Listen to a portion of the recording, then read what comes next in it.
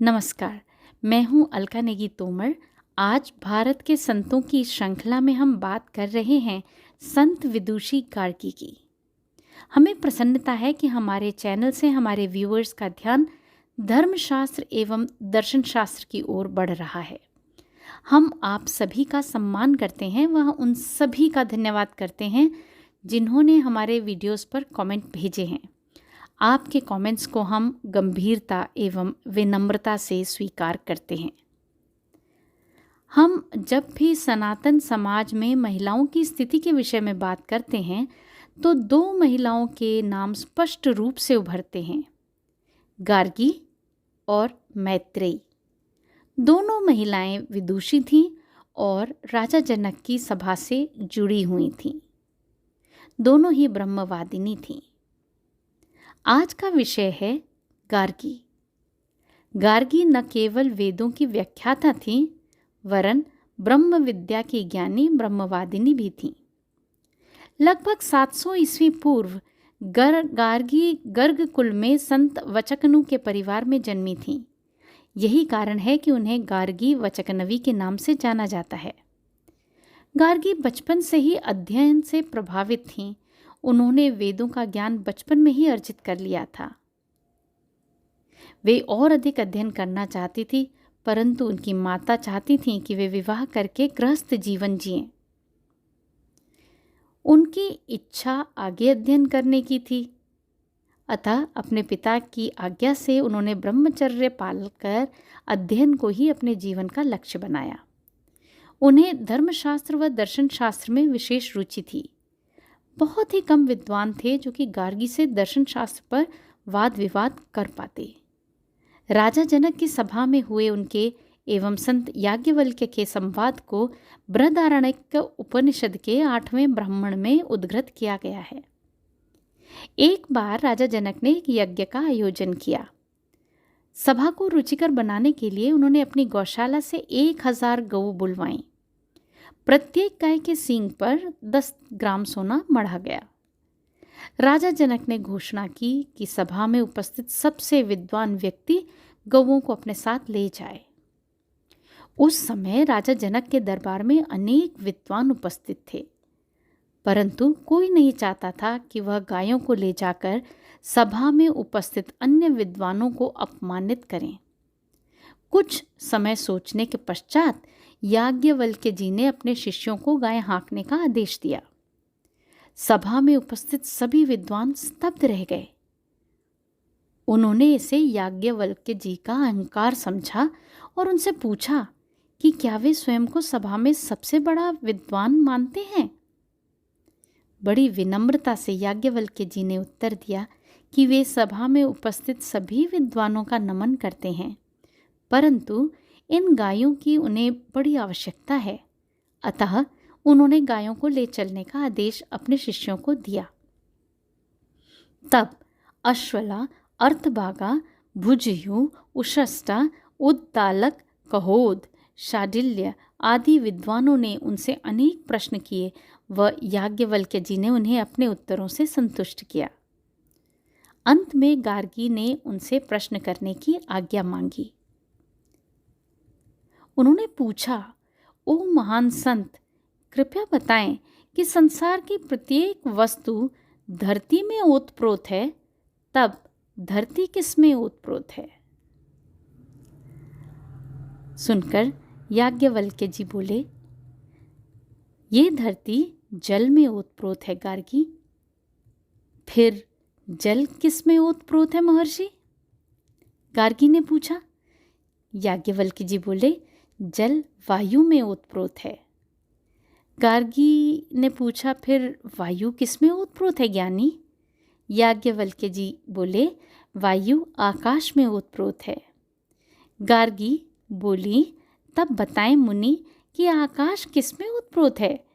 याज्ञवल्क्य जी ने उत्तर दिया, आकाश गंधर्व लोक में, जो कि देवलोक में, जो कि इंद्रलोक में, जो कि ब्रह्मलोक में ओतप्रोत हैं।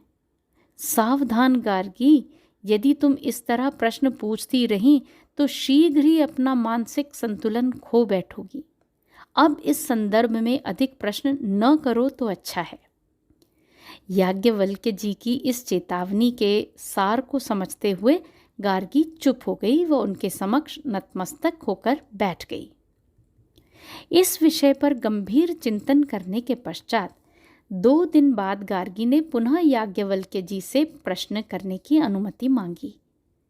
गार्गी, श्रीमान, इस बार मैं आपसे केवल 2 प्रश्न पूछना चाहती हूँ।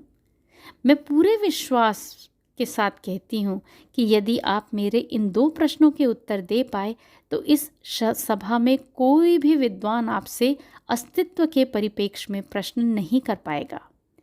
याज्ञवल्क्य जी बोले, पूछिए विदुषी गार्गी, मैं अपनी सामर्थ्य के अनुसार आपके प्रश्नों के उत्तर देने का प्रयास करूँगा।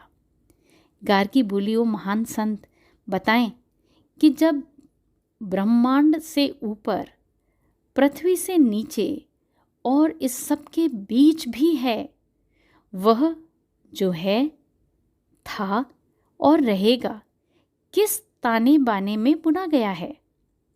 याज्ञवल्क्य जी ने उत्तर दिया, गार्गी, ये जो सब कुछ ब्रह्मांड के ऊपर, पृथ्वी के नीचे और सबके बीच भी है, वह जो है, था और रहेगा, यह व्योम के ताने बाने में बुना गया है।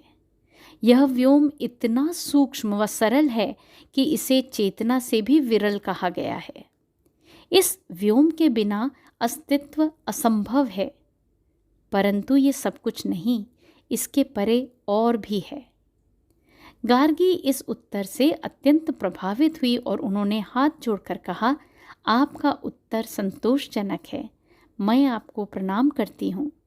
अब मेरा अगला प्रश्न सुनिए। याज्ञवल्क्य जी ने प्रसन्न होकर कहा, पूछो गार्गी। गार्गी ने बड़ी चतुराई से पूछा कि ऋषि याज्ञवल्क्य, कृपया बताएं कि ये व्योम किस ताने बाने पर बुना गया है? याज्ञवल्क्य जी ने तुरंत उत्तर दिया, गार्गी, जानने वाले इसे अक्षर नाम से बुलाते हैं। यह वह तत्व है जो अक्षय है, इसका कभी क्षरण नहीं होता। ये सत्य है, ये अव्याप्त है। ब्रह्मवेता इसका विश्लेषण किस प्रकार करते हैं?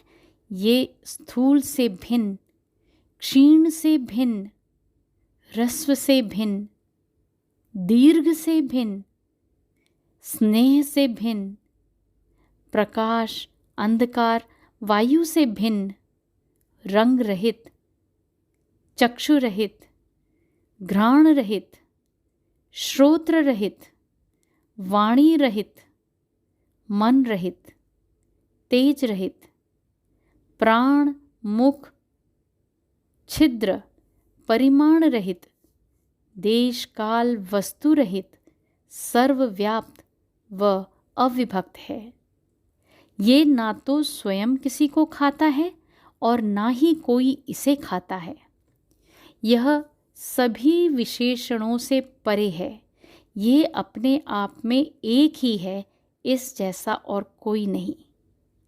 इस प्रकार इस अक्षर पर ब्रह्म की विवेचना करते हुए याज्ञवल्क्य ने उन्हें सभी विशेषणों से परे बताते हुए अपरिभाषित रहने दिया। उन्होंने आगे उनकी नियंता शक्ति का व्याख्यान करते हुए कहा, गार्गी, यह सर्वव्यापी अलिप्त तत्व सूर्य और चंद्र का भी नियंता है। इसी आधारभूत नियंता की शक्ति से पृथ्वी और आकाश भी मर्यादा में रहते हैं। इस प्रसिद्ध अक्षर की आज्ञा से ही काल भी नियंत्रित रहता है। हे गार्गी, इस अक्षर के शासन में रहकर ही गंगा आदि नदियाँ हिमालय से निकलकर समुद्र की ओर बहती हैं। इसी प्रसिद्ध अक्षर के प्रताप से ये सारा विश्व, मनुष्य, देव, दानव, पशु, पक्षी, प्रकृति अनुशासन में रहते हैं। यद्यपि ये प्रसिद्ध अक्षर किसी को नहीं दिखता, परंतु ये सबको देखता है। इसकी आवाज़ कोई नहीं सुनता, परंतु ये सबकी सुनता है। कोई इसे बुद्धि से नहीं जान सकता, परंतु ये सबको जानता है। गार्गी को अपने प्रश्न का उत्तर मिल गया था। वे याज्ञवल्क्य जी के उत्तर से पूर्णतः संतुष्ट थीं। उन्हें तो याज्ञवल्क्य जी के ज्ञान की था लेनी थी, उन्हें क्षीण दिखाने की उनकी कोई इच्छा नहीं थी। अतः विनम्रता से सर झुकाकर उन्होंने स्वयं याज्ञवल्क्य जी के ज्ञान एवं उनकी वेदवत्ता की सराहना की व उन्हें सर्वश्रेष्ठ घोषित किया। याज्ञवल्क्य जी की जय में गार्गी की जय भी सम्मिलित थी। उन्हें राजा जनक की सभा में नवरत्नों में से एक घोषित किया गया। गार्गी एवं मैत्रेयी दोनों ही विद्वान राजा जनक के दरबार के 9 रत्नों में गिनी जाती हैं। गार्गी 7वीं शताब्दी ईस्वी पूर्व की संत महिलाओं में गिनी जाती हैं। उन्होंने उच्च ज्ञान पाने की इच्छा से स्वयं ही ब्रह्मचर्य को चयन किया। कहते हैं कि उन्होंने अपनी कुंडलिनी शक्ति को भी जागृत कर लिया था। राजा जनक के दरबार में याज्ञवल्क्य जी के साथ हुआ उनका वाद विवाद आज भी बड़े ही विस्मय के साथ सुना जाता है। उचित प्रश्न पूछने के अतिरिक्त कब शांत हो जाना है और कब अपने प्रतिवादी को विजयी घोषित करना है, ये ज्ञान भी गार्गी को था। यही कारण है कि इस संवाद में वादी और प्रतिवादी सहित सभी श्रोता भी विजयी रहे। आज के इस संवाद को सुनने के लिए आपका धन्यवाद। सदा हमसे जुड़े रहें। नमस्कार।